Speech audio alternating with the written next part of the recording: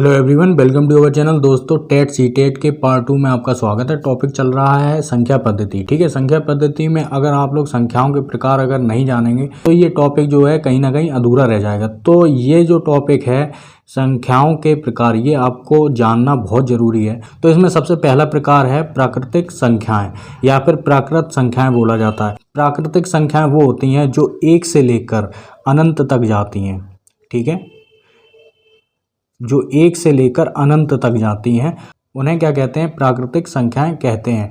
इसमें जीरो शामिल नहीं होता है, लेकिन यहाँ पर जो पूर्ण संख्याएं हैं जिसे इंग्लिश में होल नंबर बोला जाता है, इसमें जीरो शामिल होता है। तो जीरो हो गया, 1 हो गया, 2 हो गया, 3 हो गया। इसी तरीके से ये भी अनंत तक जाती हैं। तो पूर्ण संख्याएं कौन सी होती हैं? जिसमें जीरो शामिल कर लिया जाता है। शून्य से लेकर अनंत तक ये संख्याएं होती हैं। ठीक है, अब हम लोग बात करते हैं पूर्णांक की। पूर्णांक भी क्लास 6-7 में बहुत ज़्यादा इंपॉर्टेंट टॉपिक है, एक चैप्टर भी है उसके रिलेटेड। तो इसको इंटीगर बोला जाता है इंग्लिश में। तो पूर्णांक देखिए क्या होता है। देखिए यहाँ पर हम लोगों ने एक लाइन कर दी है और बीच में जीरो लगा दिया।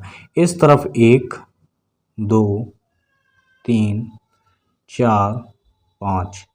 इस तरफ क्या करेंगे? -1, -2, -3, -4।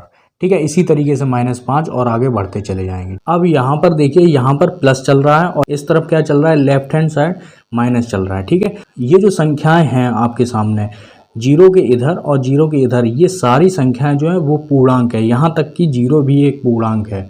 ठीक है, ऋणात्मक अनंत से लेकर शून्य से अनंत तक वो संख्याएं पूर्णांक कहलाती हैं। इसमें चौथा प्रकार है परिमेय संख्याएं। इसे इंग्लिश में बोला जाता है रेशनल नंबर। ठीक है, यहाँ पर देखिए वे संख्याएं जो a/b की फॉर्म में होती हैं, a/b की फॉर्म में होती हैं। कहीं कहीं पे आपने देखा होगा p/q, देखा होगा आपने, p/q की फॉर्म में होती हैं। ठीक है, मतलब बटे में होती हैं, एक तरीके से भिन्न होती हैं। ठीक है, और यहाँ पर जो है, जो q है या फिर b है, तो b is not equal to 0। यहाँ पर जीरो नहीं हो सकता है नीचे। ठीक है, ऐसी संख्याएं जो यहाँ पर जीरो नहीं है और a/b की फॉर्म में है, उन्हें क्या कहते हैं? परिमेय संख्याएं कहते हैं। जैसे देख लेते हैं, यहाँ पर क्या है? 4 है। ठीक है, एक भी कर सकते हैं। जैसे मान लेते हैं यहाँ पे 5 है। 5 संख्या भी एक तरीके से परिमेय संख्या है। ठीक है, क्योंकि इसके नीचे 1 माना जाता है। ठीक है, अब यहाँ पर देख लेते हैं 5/2, 3/4। ठीक है, और 5/6। इस तरीके से ये आपके सामने क्या है? परिमेय संख्याएं हैं जो बटे की फॉर्म में होती हैं। यहाँ पर पांचवा प्रकार है अपरिमेय संख्याएं। इसे इरेशनल नंबर भी बोला जाता है। ये परिमेय संख्या का बिल्कुल उल्टा होता है। परिमेय संख्या क्या है? p/q की फॉर्म में होना चाहिए। ठीक है, लेकिन इसमें क्या है कि वे संख्याएं जो p/q की फॉर्म में नहीं हैं, ऐसी संख्याओं को क्या कहते हैं? अपरिमेय संख्याएं कहते हैं। जैसे देखिए यहाँ पर √2, ठीक है, √3, √5। ठीक है, और उन सभी अभाज्य संख्याओं का जो वर्गमूल है वो सभी क्या है? अपरिमेय संख्याएं होती हैं। ठीक है, जैसे यहाँ पे √2 का है। ठीक है, अगर इसकी जो वर्गमूल निकालेंगे तो वो क्या है? अपरिमेय संख्याएं कहलाएंगी। ठीक है, कहीं ना कहीं दशमलव में आएगा ये। ठीक है, तो इस तरीके से क्या है? ऐसी संख्याओं को क्या बोला जाता है? अपरिमेय संख्याएं बोला जाता है। यहाँ पे छठवां प्रकार है सम संख्याएं, जिसे इंग्लिश में बोला जाता है इवन नंबर। ये वो संख्याएं होती हैं जिसमें क्या है? 2 से भाग देने पर पूरा पूरा चला जाता है। ठीक है, अगर हम लोगों ने किसी भी संख्या में 2 से भाग दे दिया, ठीक है, जैसे मान लेते हैं यहाँ पे 4 है, 4 में क्या है? 2 का भाग दे देंगे तो पूरा पूरा चला जाएगा। ठीक है, कोई दशमलव में नहीं आएगा, कोई शेष में नहीं आएगा।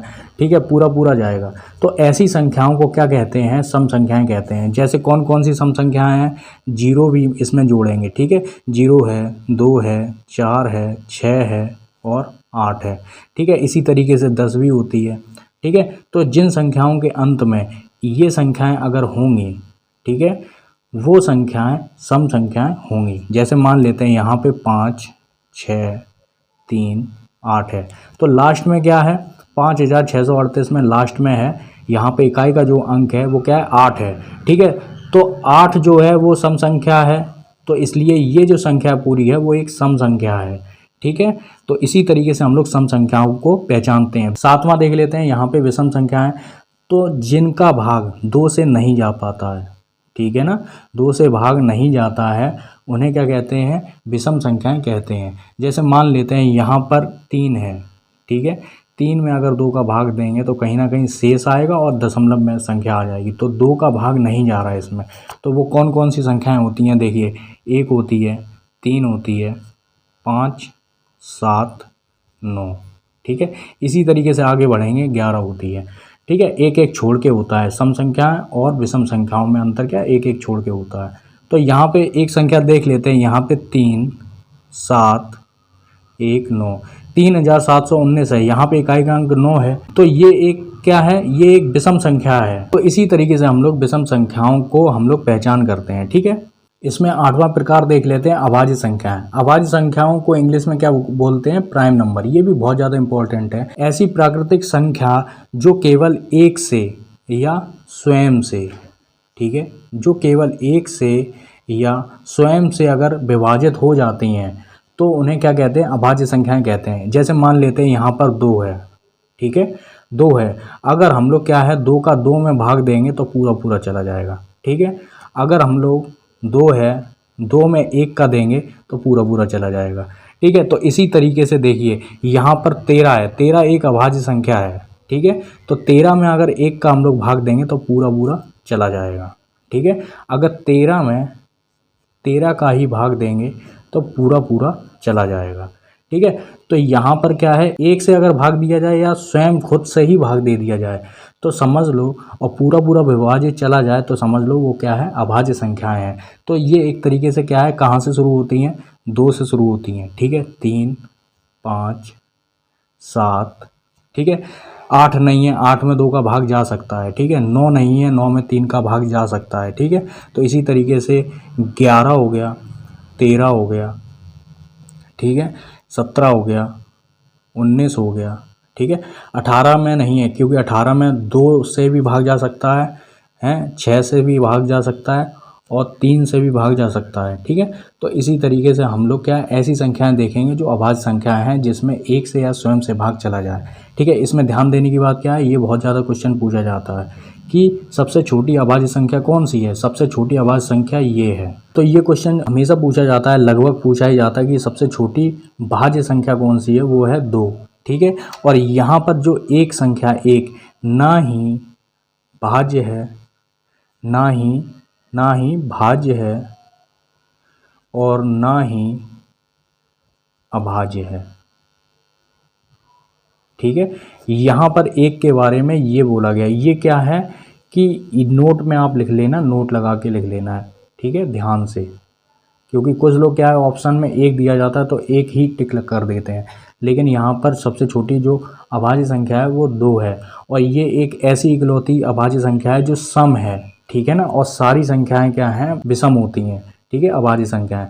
यहाँ पर 9वां प्रकार है सह अभाज्य संख्या, ठीक है। इससे क्या है, इंग्लिश में बोलते हैं को प्राइम नंबर। ऐसी संख्याएं जो 2 प्राकृतिक संख्याएं हैं, जैसे मान लेते हैं यहाँ पर 2 है और 3 है, ठीक है।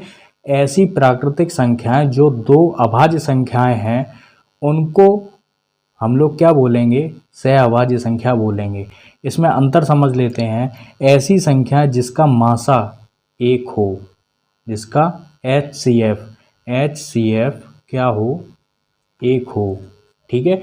ऐसी संख्याओं को क्या कहते हैं, सह अभाज्य संख्या कहते हैं। और कोई दूसरा कोई गुणनखंड ना हो इसमें, ठीक है। जैसे मान लेते हैं यहाँ पे अगर इसका HCF निकाला, ठीक है, 2 और 3, इसका HCF निकालेंगे तो देखिए HCF निकालने के लिए वो कॉमन नंबर निकालेंगे कि दोनों में चला जाए कॉमन नंबर। वो कॉमन नंबर क्या होगा, 1 होगा, ठीक है ना।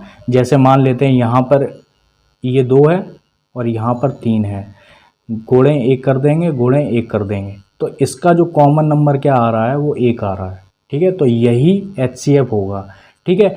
और यहाँ पर क्या है कि कोई भी और दूसरा गुणनखंड नहीं होगा। जैसे कौन कौन सी संख्याएं देख लेते हैं, 3, 4, ये हो गई एक सह अभाज्य संख्या, साथ साथ में आएंगे, ठीक है। और 5, 9 ये भी हो गई, ठीक है।